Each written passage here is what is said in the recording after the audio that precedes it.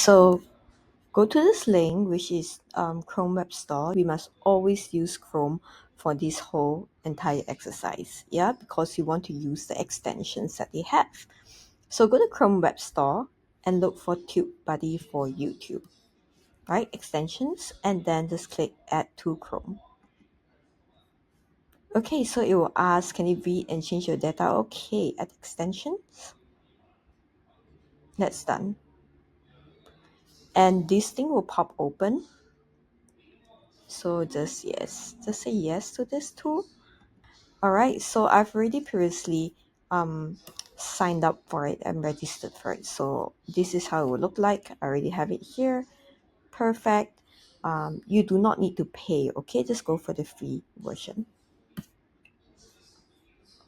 How do you know that Tubebuddy is successfully installed? Is that you see this Tiffany blue over here, but it will say sign in to Tubebuddy, right?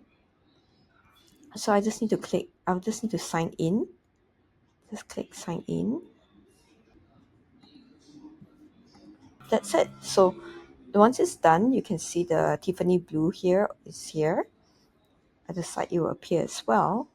But you can see all these video analytics popping up on the side. So you can see that there is 16K views on this, 34 comments, 200 likes. And you can also see what best practices they have done, but you can see the tags that they have. So you might look at the tag and go like, oh, I want this tag, and you can reuse them.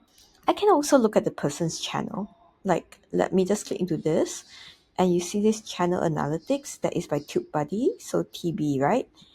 And you can see the channel keywords that this person have. And if you like it, what you can do is to copy all these keywords and put it as your own keywords as well. Okay, so once you have the keywords, go to the YouTube Studio. Keep in mind, YouTube Studio.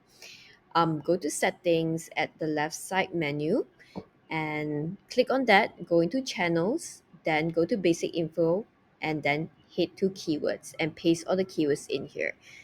And that's it.